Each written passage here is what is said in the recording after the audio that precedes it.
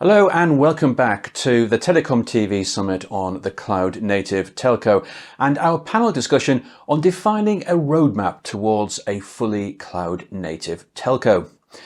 Well, the concept and benefits of cloud native are becoming more widely understood, but what is the ultimate end goal?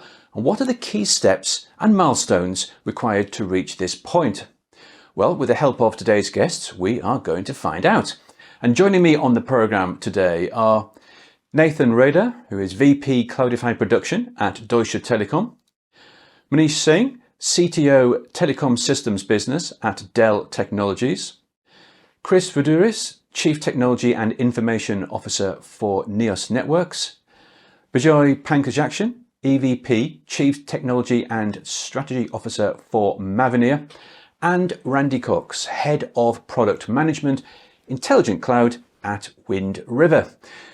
Hello everyone, very good to see you all. Thanks so much for taking part in our discussion. First of all, what actually is the ultimate end goal for telcos that embrace cloud native practices? Nathan, Deutsche Telekom is one of the leaders here in this move towards a cloud native telco. So what do you see as the ultimate end goal? Well, I mean, for me, the ultimate end goal is going to be an agile, a quick, a flexible network. But we're never going to get towards the end goal because the end goal is always going to be changing. So today, the end goal is a containerized network where we have a singular cloud layer, one type of cloud infrastructure where all of our workloads are running on, and that we can easily scale up, we can scale down, we can move those workloads around. Maybe we can even be flexible where we move them between on-premise and public cloud. But ultimately, the goal would be to not worry and not think about the underlying infrastructure, because most of our end customers aren't customers of ours because of the cloud we're running on. It's because of the services that we're running on top of the cloud. And ultimately, we want that cloud to sort of be transparent to our users, but also give them that flexibility that when we deliver new services, we can make it fast, we can make it agile, and we can be dynamic and react to whatever the customer demands are at any given time, and also react to any sort of emergencies or holidays or anything else that causes massive scale growth or things into our network at any given time. So today, in Journey is this kind of common containerized cloud, but in the future, maybe we're going towards serverless or some technology or buzzword that somebody hasn't even invented yet. Thanks, Nathan, because as you say, it's an impossible question to answer, really, isn't it? Because the end goal is always moving, it's always shifting, and it seems to be shifting at an alarming rate. So the innovation is moving so fast, which brings us on to our next question, really, and that is whether a telco can ever be fully cloud native, and can a telco ever become a true software or cloud company? Bejoy, perhaps we could turn to you first for your views on this. Sure. Thank you for having Mavenir on the panel.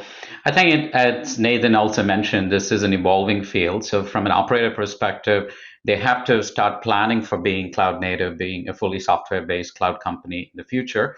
But it takes certain steps to get there. And that involves not just technical aspects of this cloud transformation, but also non-technical aspects. So take as an example today, there may not be wide adoption of DevOps on the network side of an operator, versus there's more DevOps and CI/CD adoption on the IT side. So bringing together the skill sets of IT and the telco side, or the networking side, is going to be important. Then as you do this transformation, you have to look at it in different phases. When you do a private on-prem based cloud native deployment, you have to look for different aspects. Are you today on a closed system where the system integration capabilities come from a single vendor?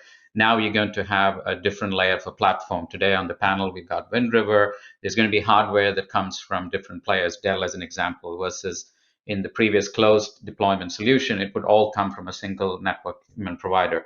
So the stack at different layers are going to change. So how the end-to-end system integration works is a key aspect of how the operator would go through this transformation. And finally, when you look at the end goal, which could be in any cloud sort of network deployment, be it private, on-prem, or hybrid deployments, then you have to start thinking about other aspects of the overall solution.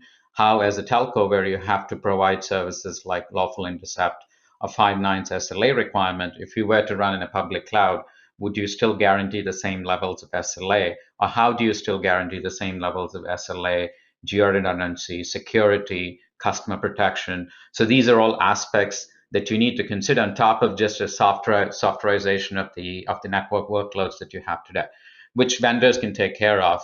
But at the same time, you also need to consider these other adjacent aspects of this cloud journey transformation that an operator needs to get to. But our view is that with the right choice of vendors, with the right choice of partners and ecosystem players, all telcos, be it greenfield or brownfield, can go through this transformation and become a truly cloud native software company. Okay, thanks, Bejoy. Some really good points there. And you also mentioned about the different phases required, and we're going to get onto those phases and milestones very soon. But just before we do, just looking to see if there's any other comments on whether or not telcos can achieve this fully cloud native status and keep in sight the ultimate end goal. Nathan, let me come back to you for some comments. Yeah, I think it's a difficult task, as Bejoy has said, but I think it ultimately is, as he says, a partnership. Right now, a lot of the network applications we have aren't fully cloud native, and we need to evolve those jointly between ourselves as operators, our network function vendors, our hardware vendors, our cloud vendors, and everything to sort of take this journey together. But we also need to kind of look forward towards the future and sort of start thinking, can we evolve the standards even to make them more cloud native for the future Gs that will be coming along, so that we can even have an easier time making it to that state? But I think it's a journey, and it's very much a journey with the phases, as you highlight, and it's going to have to be done together as a community with our partners to be able to make this successful. There will not be one single vendor or person that will be able to do it by themselves. Thanks, Nathan. Yes, and you brought up the subject of standards there, and there's another challenge in its own right. Manish, let's come across to you for comments on this about whether or not telcos can ever become fully cloud native. Yeah, I mean, I would agree with what Bejoy said. I mean, there is obviously need for skill set transformation and more. I would also add that, I mean, most of the leading operators, they are already on this journey to an extent. And one area to really explore also in this discussion is where to start for the telcos who haven't started. So, I mean, is it the core? Is it the RAN? And obviously, I think as you start to think about the cloud native aspects, core networks tend to be the easier place to start for the operators who haven't started on this journey, because you are still in a regional data center in a more contained environment. And then when you go out and about into the radio access network and try to make the RAN more cloud native, the journey gets harder. So I think the other thing to keep in mind is, where to start as you embark on this journey. Thanks, Manish. Well, let's develop that point right now, because there are a lot of steps needed to get there, and much depends on the individual telco. As you've said, there are a number of the leading telcos, the tier ones who are already on that journey, and the tier twos, but there's still a lot that have yet to make the first step. So what would we say is the first step, the vital first step for those telcos not yet decided that this is the route that they need to take? And Chris, let me come over to you, because you're our second network operator representative on this panel today. Yeah, sure. I mean, for me, a starting point is obviously to come up with a cloud strategy, right? Before you embark on a journey, you need to understand, some of the goals, what you are aiming at. It's important also to clarify some things. I mean, people talk about cloud native. Sometimes they mean hyperscaler native tools. Sometimes they need more container native. So it's important to provide some clarity across the organization. What does cloud native means? Then in our case, and I've seen a lot of other operators do that, they try to identify a strong business case. Could be like things like service orchestration, a new project. So you start, if you like, to institute some DevOps culture, and that helps a lot becoming cloud native before you start scaling your deployment. So DevOps, I mean, is effectively, you need to put some good delivery pipeline, workarounds of continuous integration, continuous delivery. And then it's important to measure, the benefits. So not only in terms of, if you like, technical metrics, look at the business impact as well.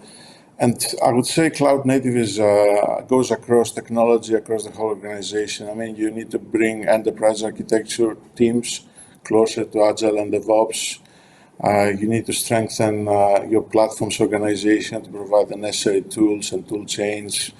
You need to start working more into Agile, so fusion teams between business and technology. So all of these ingredients, when they come together as part of your strategy, and practically, I mean, a lot of people also look at workloads and say, look, I have a heat map of workloads. What's the easiest sort of ones to start with? And people try to minimize lift and shift, take advantage of cloud native sort of opportunities to re-engineer some of the applications. So I would say also suggest to people to look at open source. There's a lot of initiatives around Open Run, Open BNG, Open IMS. So I think a lot of sort of things out there to help you on the journey, but you obviously need to make the first step, as I said. Yeah, thanks very much, Chris. Absolutely. Now, Chris, you mentioned a number of points there, a number of ideas, a number of first steps that telcos could be looking at. Now, all of you in the panel, you're all active in the community. You all speak with your peers and with other operators and other vendors. I'm just wondering whether or not anyone's seeing any obvious first steps from the conversations you're having and what you're witnessing. Is it culture? Is it first of all that we have to define a cloud native culture within our operations, or are we having to do cost analysis, for example, to work out is it financially viable? And have we got past that stage yet? Randy, what have thoughts from yourself? Yeah, thank you. Thanks for having Wind River on today. One thing I was thinking about here, which might be at the risk of stating the obvious, as all of us as players in the market of cloud native networks or telco have to have the right team in place, the right skill sets in place. For carriers, that's a big shift. For a company like Wind River, of course, this is what we do. So of course we would have that skill set. For carriers, that's a big transition, I would say. And so there would be a need for ensuring that you have the right team in place with this new mindset around cloud native capabilities and the right direction and moving forward there. And then in addition, I would say, finding the right partners, obviously, those who have experience in the market in this cloud native technology and deployments that they have had experience in deploying at scale. Great, thanks very much, Randy. Bejoy, what about you? Were there any ideas for or obvious first steps that those telcos who haven't yet embarked on this journey should take? So when I was thinking about this, one of the aspects that came to my mind was when we were initially claiming cloud nativeness, it was all about deploying the workloads on pure hypervisor. Then it changed to something called OpenStack, and all telcos were after OpenStack claiming that would truly get to the cloud native deployment. But now the entire hype has changed. It's all about web scale deployment on containers. But at the end of the day, if you're not able to leverage the benefits of that cloud native deployment, be it through the user common automation tools or the skill set retooling that needs to happen within the organization, so you could actually start doing rollouts much faster. Unless you could get to that stage and have a mindset change as well, where the operator is willing to actually do new rollout, new features not during maintenance windows, but during regular cycles. Unless you could get to that point, even if you actually change out your software and have true microservices, you're not really gaining the benefits of the OpEx and CapEx benefits that could come through a cloud native transformation. So that's one key aspect also to keep in mind here. Yeah, good points. Thanks very much for those. And I just know that during our live Q&A segment, we're going to get a lot of questions from the audience about help and advice and steps, because that's usually a common thread with our summits. So we looked at first steps. What about key milestones then? As this journey continues, what are the key milestones that telcos perhaps need to reach on this cloud native journey? Manish, perhaps we could come across to you for initial thoughts. Yeah, maybe to start with, let's just define the journey, right? I mean, as we start to think about the telco stack and disaggregate the telco stack and make it more cloud native, clearly, first of all, there are different players players who are bringing in the infrastructure layer, the hardware solutions for that, the CAS layer, the network functions themselves, and go even further top in terms of all the orchestration and automation capabilities. So as we think about the journey really will start with some level of integration capabilities, right? I mean, you got to reaggregate the stack and bring the different elements of the solutions together. And once that's done, the operator has to take them to a certain level of a lab trial where they do typical acceptance testing. And then you go into a field trial where you are actually really turning on the live traffic and observing the KPIs and more. And from there on, then you start to actually introduce the technology into the field and start to scale the rollout. And last but not the least, day 2 operations, integration with the NOC, and then start to see how you're starting to arrive at the real benefits that are to be had in terms of, can you really get the lifecycle management accelerated innovation, more automation on the networks, and more. And as you traverse through this journey, I would say the operators really are looking and will have to continue to look at is how do you bring more efficiency, in the supply chain? How do you bring more efficiency in your integration efforts and reduce the integration efforts when they are introducing the solutions into the networks? Really start to look at what the KPIs are, and are the KPIs at par or even better than what the legacy architectures have been delivering? And then go further down. As you start to introduce the solutions into the networks and you start to integrate with the NOC, are you really starting to see the automation benefits, right? And are you start to achieve the closed loop controls that really are the ultimate benefits that cloud native solutions are going to deliver? So that's the journey, and across the journey, there are definitely key milestones. There are definitely key KPIs that have to be looked at.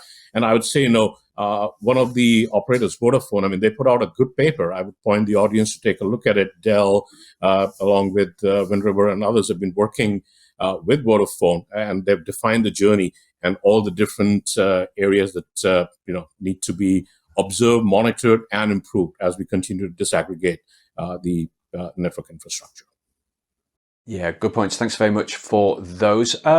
So what about our other guests? Any obvious key milestones there, or KPIs? Because Manish, you spoke about KPIs there, but there's often a difficulty, or KPIs are a bit specific to individual telcos, and it's a bit tricky to normalize KPIs at times. But are there checks and balances? Nathan, what's your experience?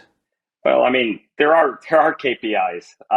Clearly, we're already tracking KPIs when it comes to cloudification. And of course, the easiest, most obvious, and simplest one is just % of our network cloudified. So we clearly have milestones on where we're getting to. The goal is not to make it to 100%, because there's always going to be things that won't get into the cloud or potentially can't, depending on lawful intercept and some of the encryptions and keys and things like that may need to be in special locations to enable the cloud. But we clearly are tracking milestones, and there clearly are some first steps. And the first steps is just getting that first workload cloudified. I think the second key milestone is having a second workload in the same set of cloud infrastructure. And then you kind of continue to grow from there. And the goal being to have that single common cloud for all of your workloads, and to extend and move those milestones forward from there. And then each new workload on top ticks up that percentage cloudified KPI until you're eventually to a state where you've got your network completely cloudified where you're heading. Great. Thanks very much, Nathan, for that. And let's go across to Bejoy. I think another key aspect to it may not be a static metric or a KPI that you measure as such, but to truly define success there, it's the kind of automation tools that you use. So let's say you have a RAN vendor, which is a non-open RAN based solution, who's providing a set of tools for supposedly cloud native product, and you have a different set of tools to actually manage and operate, including the CI/CD aspects of your core. And then IMS is a different set of tools. Then the journey is not really complete for the operator, because now you're using different tools to manage the network. So even though it may not be a hard KPI that you measure, like your GR time or your security requirements, this is another key aspect to consider, are the auxiliary tools that come along with the cloud native deployment. It's also something to consider when you talk about cloud nativeness and deploying the workloads in public clouds. If you're not really using the tools that come with the AWS or Azure or GCP environments, you're not really being cloud native, which means then you're not getting the efficiencies of this cloud native deployment. Good points. Thanks, Bejoy. Randy, your thoughts from you? Yeah, so when we look at this, I was thinking around this notion of KPIs, and I think one of the most basic KPIs is the cloud native telco network running with KPIs that are equivalent to purpose-built hardware as it is in a traditional architecture today. And the need to ensure that is the case. Otherwise, they'll, going forward with cloud native architectures will be a challenge. So I think very early on in the process, the ability to have a KPI and have the network performing at a level that is equivalent to this current traditional architecture is absolutely an early milestone that needs to be there. Thanks very much, Randy. Finally, and this is the million-dollar question really, what are the potential obstacles and challenges to meeting these milestones and becoming a true cloud-native telco? Randy, perhaps we could come back to you for your thoughts first. Sure. Yeah, I'll start on this one. And the reason I'm happy to do that is at Wind River, we've, with our commercial deployments at scale, we've gone through a lot of learnings and a lot of challenges with our customers, as well as our partners. And I think the idea of disaggregation and the necessity of having multiple partners in this space and in the network really comes down to a lot of work and engagement and collaboration between partners. And so the integration activities across all of the domain up from the bottom of the stack to the top really requires a tremendous amount of expertise and ability to work across partnerships. And so this can be a challenge between the partners, just given while everyone has the right frame of mind in working together, just the challenges of interpretation of standards, timing of when products are available, and then this notion of actually continuous integration, if you will, as networks are deployed, updates are done, new features come in, fixes are required, performance capabilities and meeting the KPIs that are required. Really, this idea of continuous integration becomes a challenge. And so for me, for Wind River, as we look at this, we find ourselves in the middle of the stack, quite frankly, as we sit on the bare metal, and then we have the host workloads, and we find ourselves directly in the middle of the stack. And so we're integrating both at the northbound as well as the southbound interface. And so this part, from my perspective, amongst partners, it becomes the challenge to manage that. And we need to make sure that that's as easy as possible, so that from an operator standpoint, their deployment of the network is easy as opposed to the challenge. Yeah, remove the pain points there, Randy. Yes, thanks so much for that. Chris, moving across to you, what would you say are some of the challenges and obstacles that could prevent us from completing this journey? I think there's 4 or 5 key ones. I mean, first of all, cultural skills. Some of the people mentioned it before. So it's a very steep challenge to start building containerized applications, operationalizing it, putting DevOps in place.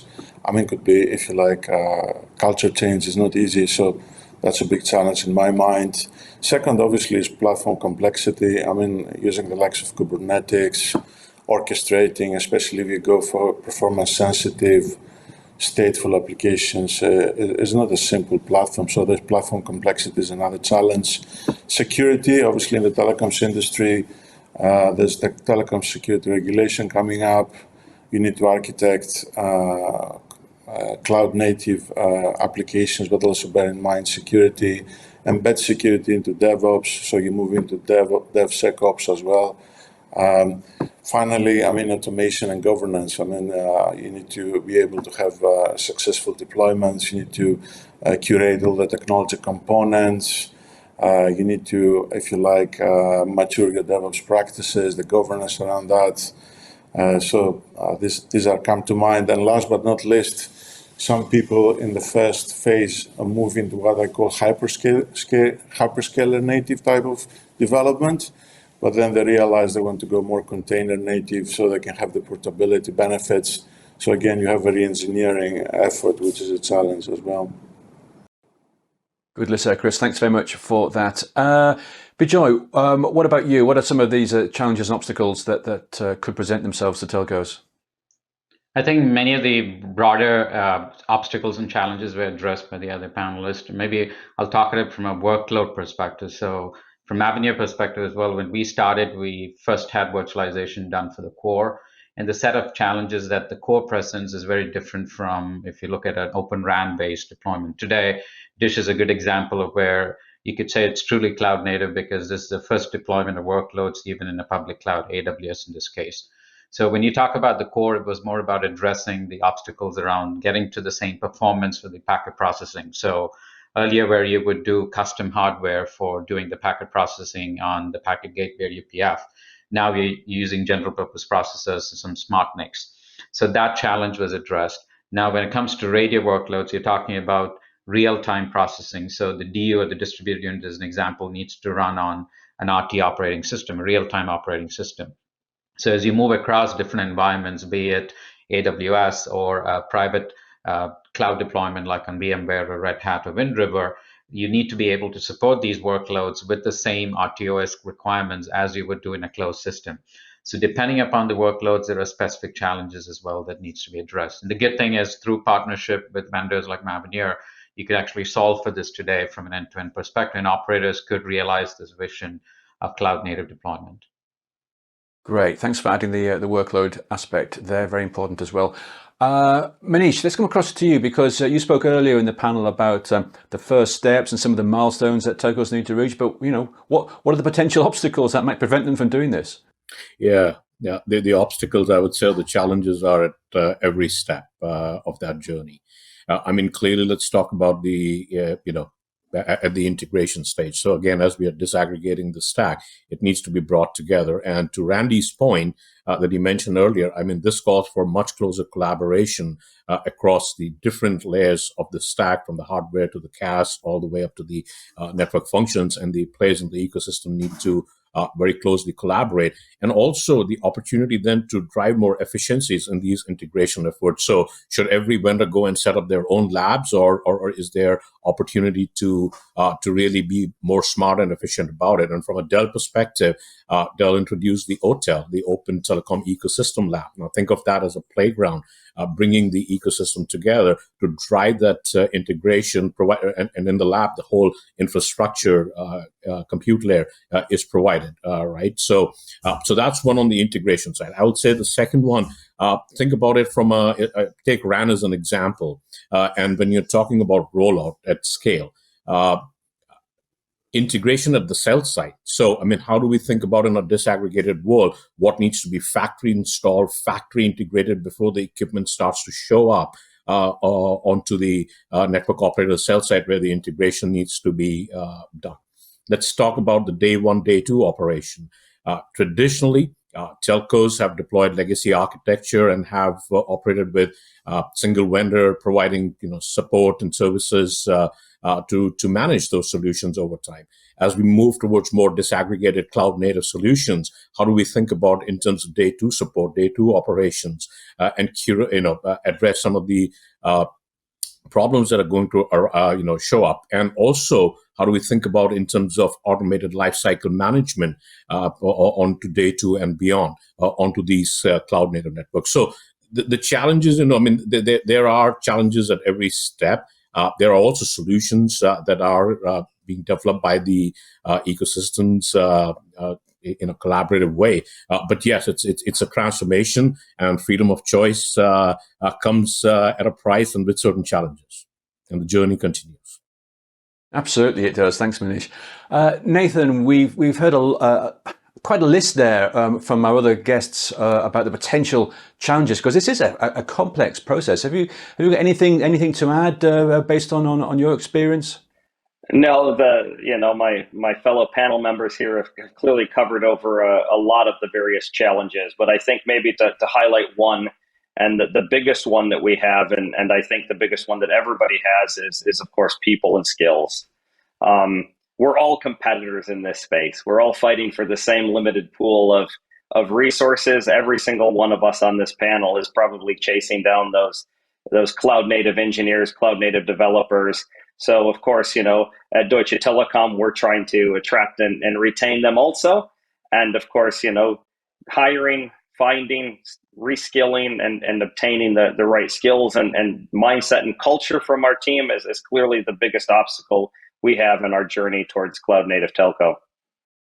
Great, thanks very much, Nathan. And I think that is the common theme across all of our panels on this year's Cloud Native Telco is skills and acquiring the right skills. Now, we must leave it there. Thank you all very much indeed for taking part in this discussion today and sharing all of your views. Now, if you're watching this on day 2 of our Cloud Native Telco Summit, then please send us your questions now and we'll answer them in our live Q&A show, which is coming up in just a few moments. If you've missed any of our programs so far, they will all be available to watch on demand later. For now though, thank you for watching and goodbye.